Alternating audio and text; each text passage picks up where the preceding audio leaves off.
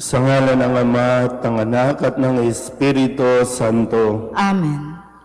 Ang pagpapala ng ating Panginoong Heso Kristo, ang pag-ibig ng Diyos Ama, at ang makikipagkaisa ng Espiritu Santo naway sa inyong lahat. At sumayo rin. Mga kapatid, aminin natin ang ating mga kasalanan upang tayo'y maging marapat gumanap sa banal na pagdiriwang. Inaamin ko sa makapangyarihang Diyos at sa inyo mga kapatid na lubha akong nagkasala sa isip, sa salita at sa gawa at sa aking pagkukulang. Kaya isinasamo ko sa mahal na Birheng Maria, sa lahat ng mga anghel at mga banal, at sa inyo mga kapatid na ako'y panalangin sa Panginoong ating Diyos. Tawaan tayo ng makapangyarihang Diyos, patawarin tayo sa ating mga kasalanan at patnubayan tayo sa buhay na walang hanggan. Amen. Panginoon, kaawaan mo kami. Panginoon, kaawaan mo kami. Kristo, kaawaan mo kami. Kristo, kaawaan mo kami. Panginoon, kaawaan mo kami. Panginoon, kaawaan mo kami. Manalangin tayo. Ama naming makapangyarihan, ang dangal naming bigay mo noong kami likain, ay higit mo pang pinadadakila sa pagtubos sa amin. Tunghayan mo ang pagdiriwang ng muling pagsilang upang ang mga binigyan mo ng bagong buhay noong sila ay binyagan, ay manatiling iyong pinagpapala at binabasbasan sa pamamagitan ni Jesucristo kasama ng Espiritu Santo magpasawalang hanggan. Amen.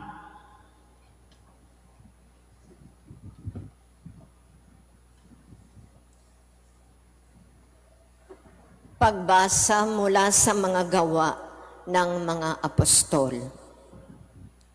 Mula sa Paphos, si Pablo at ang kanyang mga kasama ay naglayag at dumating sa Perga ng Pamphylia.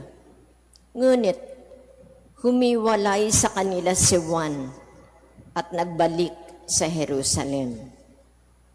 Mula sa Perga, nagpatuloy sila at dumating sa Antioquia ng Pisidia. Nang araw ng pamamahinga, pumasok sila sa sinagoga at naupo. Matapos ang pagbasa sa ilang bahagi ng mga aklat ng kautusan at ng mga propeta, nagpasabi sa kanila ang mga tagapamahala ng sinagoga. Mga kapatid, kung mayroon kayong iaaral sa mga tao, magsalita na kayo. Kaya tumayo si Pablo at sinenyasan silang tumahimik. Mga Israelita at mga taong may takot sa Diyos, makinig kayo. Ang Diyos ng ating bansang Israel ang humirang sa ating mga ninuno. Sila'y ginawa niyang isang malaking bansa, samantalang naninirahan sa lupain ng Ehipto. Inilabas doon sa pamamagitan ng kanyang dakilang kapangyarihan at pinagtiisan sa loob ng halos 40 taon. Pagkatapos niyan lipulin ang 7 bansa sa lupain ng Kanaan, ipinagkaloob sa kanila ang lupain ng mga iyon sa loob ng halos 450 taon. Pagkatapos, sila'y binigyan niya ng mga hukom hanggang kay Propeta Samuel. Nang humingi sila ng hari, ibinigay sa kanila ng Diyos ang isang lalaki mula sa lipi ni Benjamin, si Saulo na anak ni Cis. Naghari si Saulo sa loob ng 40 taon.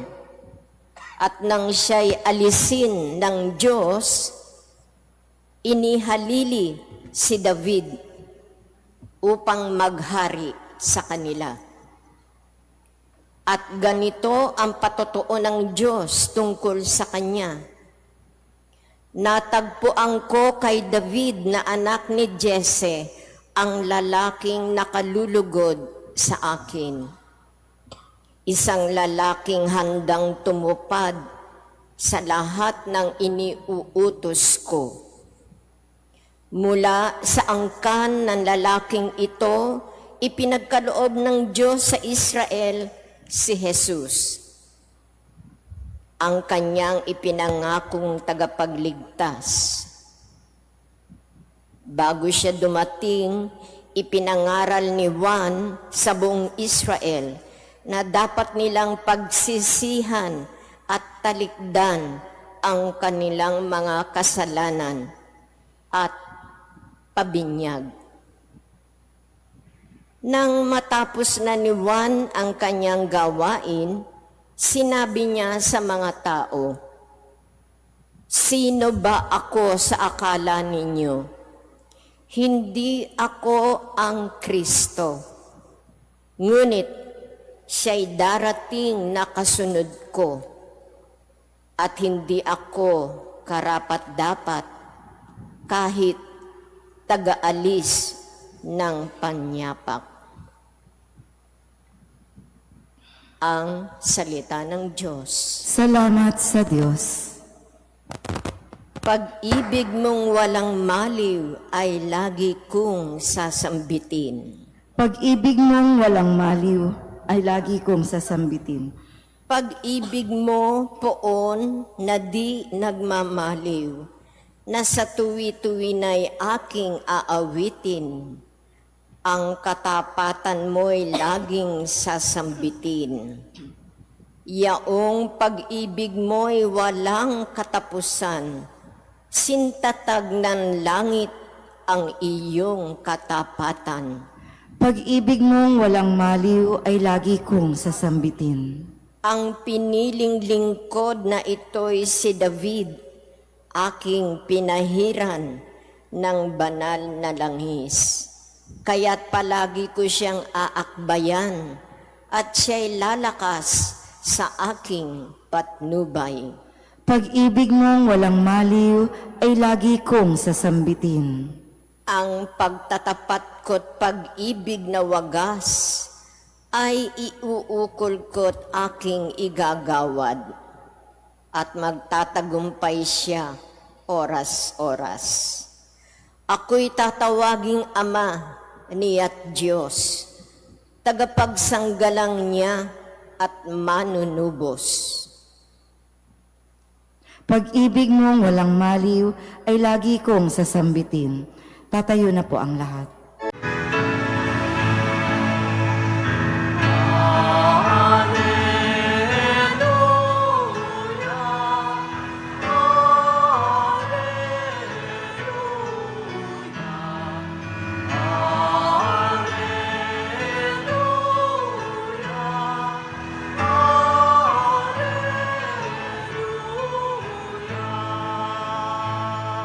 Si Jesucristo ay tapat, saksi at buhay ng lahat. Tayo'y kanyang iniligtas.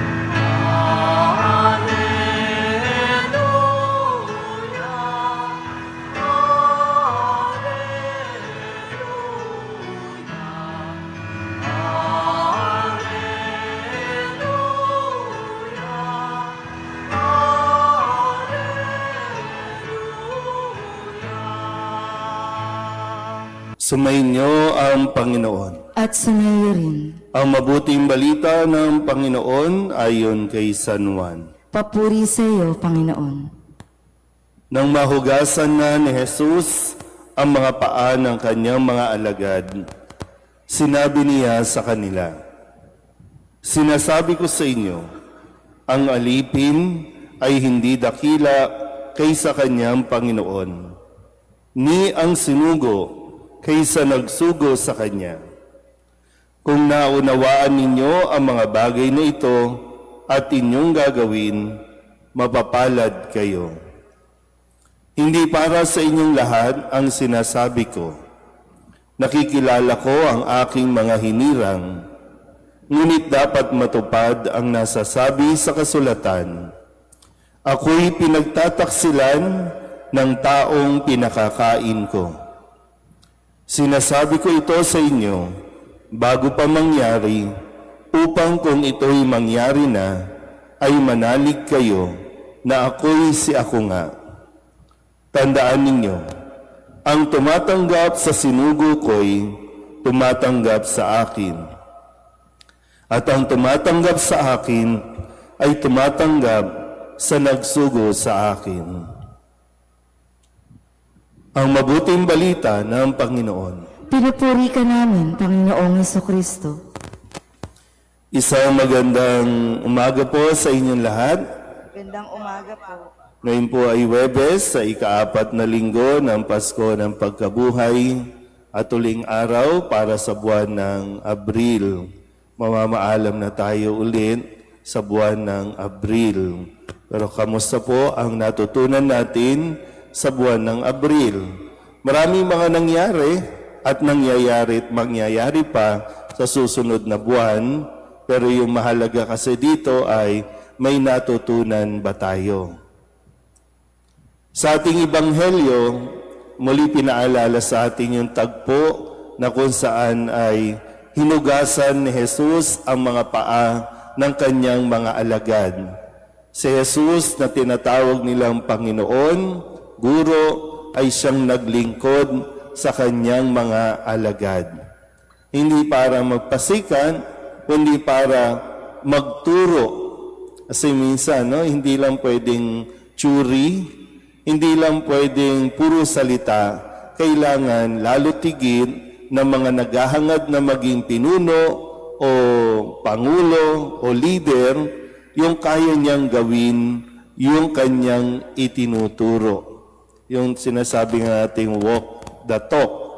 So tinuturo niya sa mga alagad itong gawaing ito na paglilingkod, yung tunay na kahulugan ng paglilingkod. Sabihin niyo nga po, paglilingkod. So ang paglilingkod ay isang tulong para sa kanyang mga alagad. Pinaglilingkuran mo sa pamamagitan ng pagtuturo at kung paano gawin. Hindi puro turo lang, kundi ipapakita mo kung paano dapat gawin. Doon mo matutulungan ang isang tao. Ito mga nakalipas na araw, dahil nga sa nagulat tayo, Hindi ko alam, pero sa patuloy na pagtaas ng mga presyo, na kung ano-ano ang mga china-charge. At ang dahilan, ang sinasabi, para matulungan natin ang mahihirap. Wala pong problema sa pagtulong sa mahirap, kasi yan ang ginagawa ni Kristo na dapat tinutulungan. Pero kailangan makita, effective ba ang pagtulong na ginagawa natin sa mahihirap? Kasi laging mayroong programa para sa mahihirap. Pero yung mga tao po kasi na naghahangad at nagsasabing gustong tulungan ang mahihirap, hindi naman talaga yung mahihirap ang tinutulungan, kundi ginagamit ang mahihirap para sa kanilang sarili. Kasi pire mo lahat i-charge. Pero kung titingnan mo, yung mga tinutulungan nilang mahihirap, china-charge din naman. Kaya lang, yun nga, sabi ko, hindi effective ang isang programa para sa mahihirap kung ang mahihirap ay nananatiling mahirap. Kaya ka nabibigay ng programa, kaya mo tinuturuan para mag-improve ang buhay. Nang sa ganon, sa isang araw o sa mga susunod, sila naman ang tutulong. Nakakuha po ba? Kasi halimbawa, sabi ko nga, sa Ebanghelyo, si Kristo ang nagpakita paano tumulong, paano maglingkod. Pagkatapos niyan, ang mga alipin ang mga lingkod, sila naman ang maglilingkod sa kanilang kapwa na ibibilin ito ni Jesus sa susunod ng pagdiriwang natin bago siya iakyat sa langit.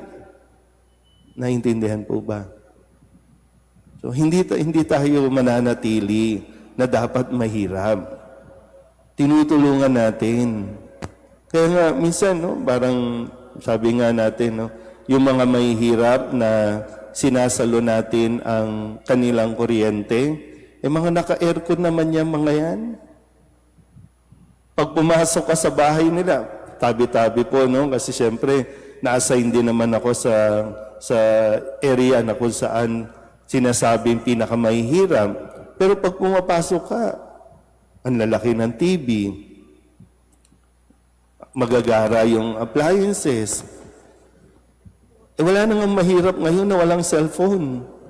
Mas high-tech pa nga ang cellphone.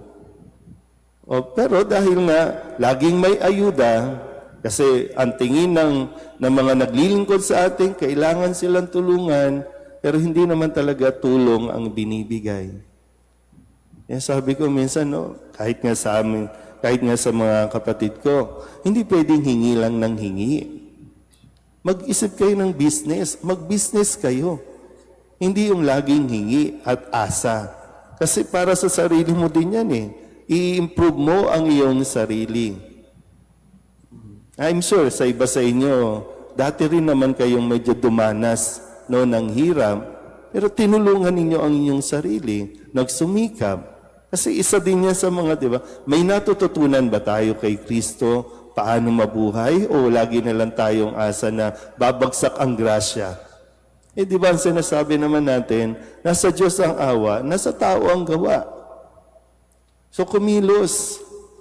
So muli, sa mga nagsasabi na tulungan natin ang mahihirap, pag-isipan nyo kung talagang nakakatulong ang inyong ibinibigay. Kasi dapat talaga natin silang tulungan sa tamang paraan. Hindi pwedeng isusubo lang nila ang kanilang kakainin.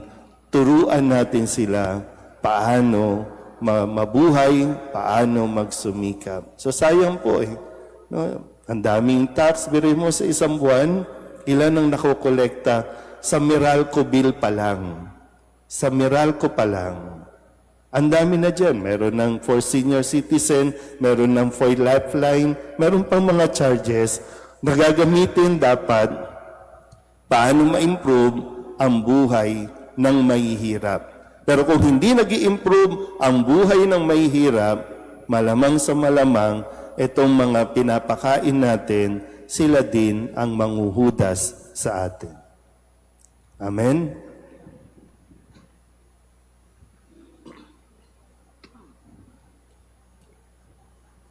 Habang nagkakatipon tayo ngayon bilang isang bayang nangangailangan, manalangin tayo ng may pusong nagpapakumbaba sa Diyos Ama, taglay ang pagtitiwala sa Kanyang dakilang habag. Ang ating itutugon, Ama, pagpalain mo kami kay Kristo. Ama, pagpalain mo kami kay Kristo.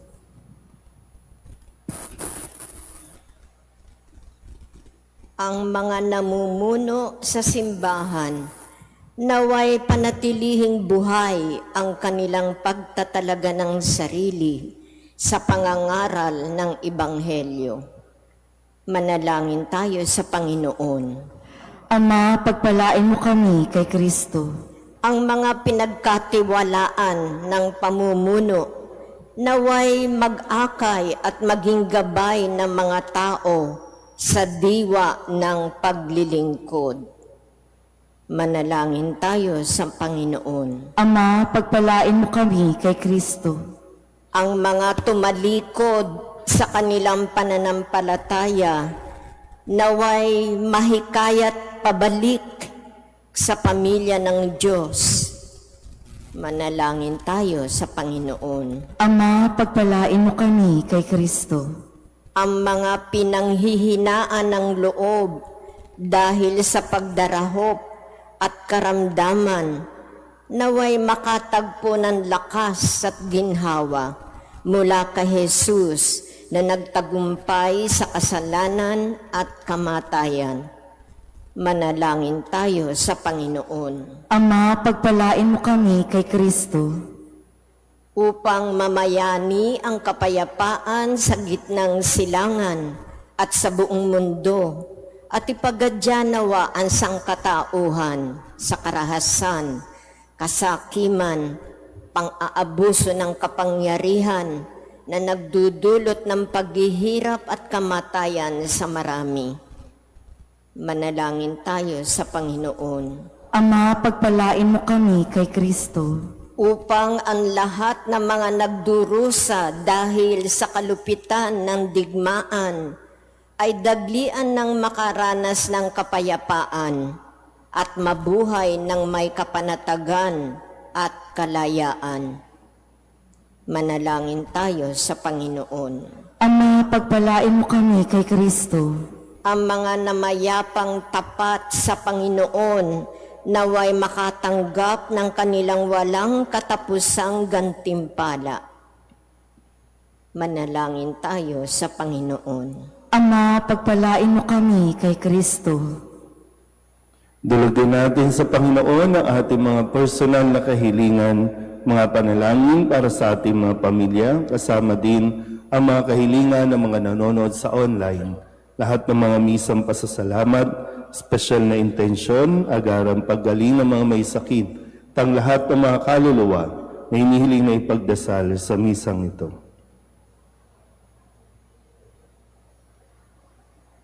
Ang lahat ng ito inihiling namin sa ngalan ni Kristo, ang aming Panginoon. Amen. Amen.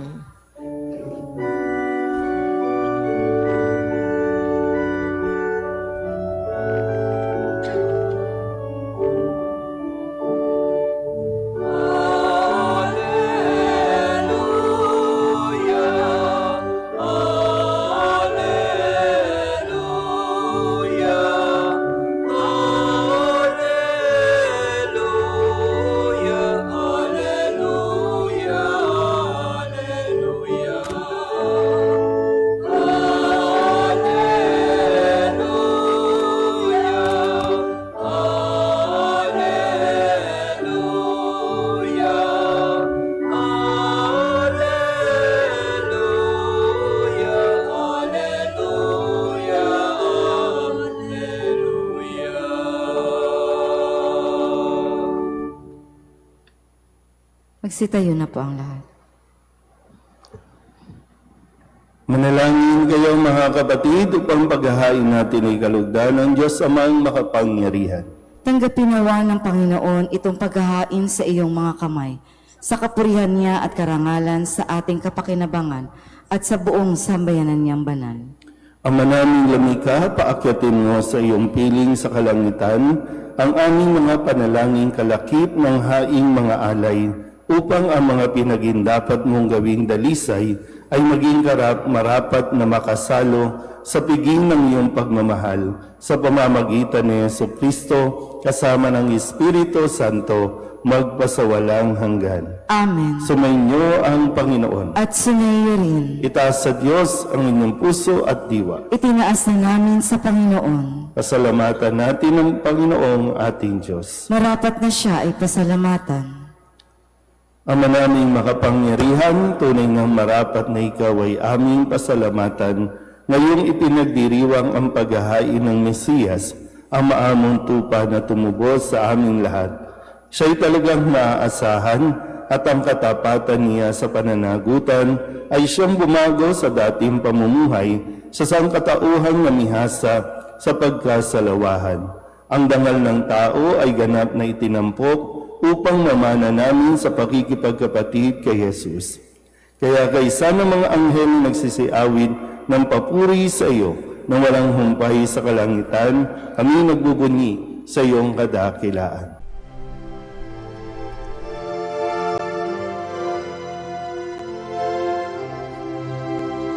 Santo, Santo, Santo, Panginoong Diyos makapangyarihan, napupuno ang langit at lupa ng kalwalhatian mo. Hosana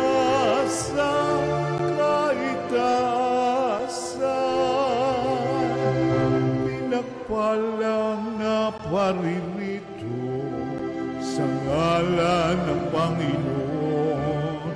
Hosana sa kaitaasan.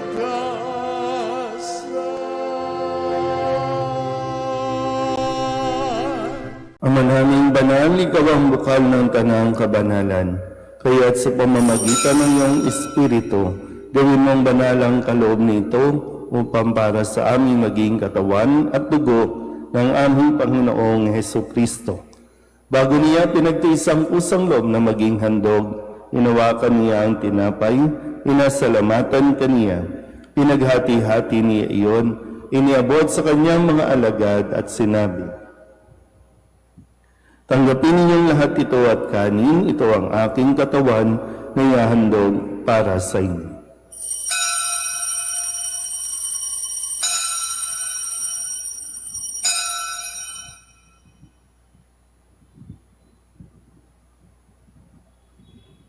Gayon din naman nang matapos ang hapunan, hinawakan niya ang kalis, muli kaniyang pinasalamatan.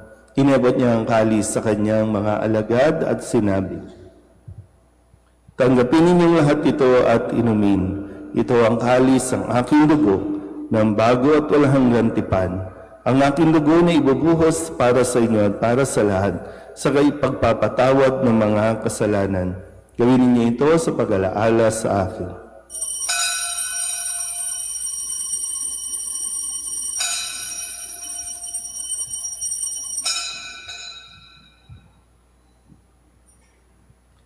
Ipagbunyi natin ang misteryo ng pananampalataya. Si Kristo'y namatay, si Kristo'y nabuhay, si Kristo'y babalik sa wakas ng panahon. Ama, ginagawa namin ngayon ang pag-alaala sa pagkamatay at muling pagkabuhay ng iyong anak. Kaya tiniaalay namin sa iyo ang tinapay na nagbibigay buhay at ang kalis na nagkakaloob ng kaligtasan. Kami nagpapasalamat dahil kami iyong minarapat na tumayo sa harap mo para maglingkod sa iyo. Isinasamo namin kami magsasalo-salo sa katawan at dugo ni Kristo ay mabuklod sa pagkakaisa sa pamamagitan ng Espiritu Santo. Ama, lingapin mo ang iyong simbahang laganap sa buong daigdig. Puspusin mo kami sa pag-ibig kay San Leon na aming Papa at ni Jose na aming Obispo at ng Tanang Kaparian. Alalahanin mo rin ang mga kapatid namin na himlay na may pag-asang sila'y muling mabubuhay, gayon din ang lahat ng mga pumanaw.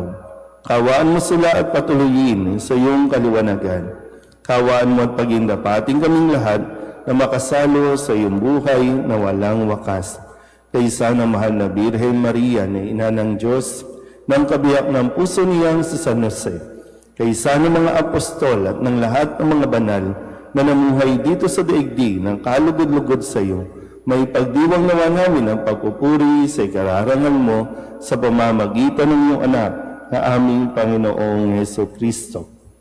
Sa pamamagitan ni Kristo, kasama niya at sa Kanya, ang lahat ng parangal at papuri ay sa iyo, Diyos Amang makapangyarihan, kasama ng Espiritu Santo, magpasawalang hanggan.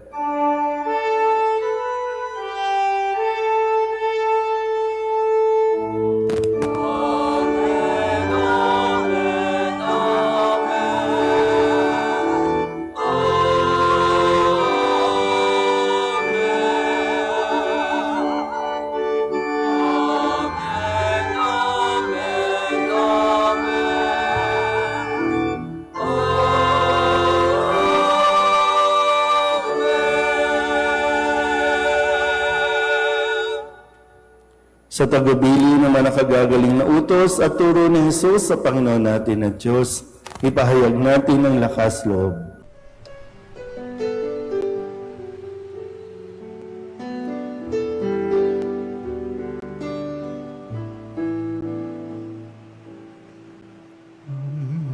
Namin sumasalang ka, sambahin ang ngalan mo,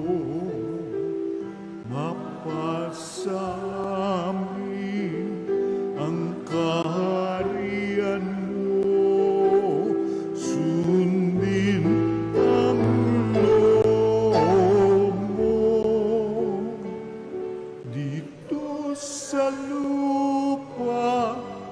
ng sa langit, bigyan mo po kami ngayon ng aming kakanin sa araw-araw at patawarin mo kami sa aming mga sala para ng pagpapatawan namin sa nagkakasala sa amin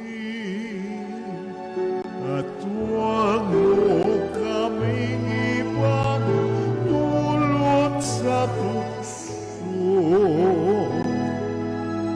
at yadya mo kami sa lahat ng masama.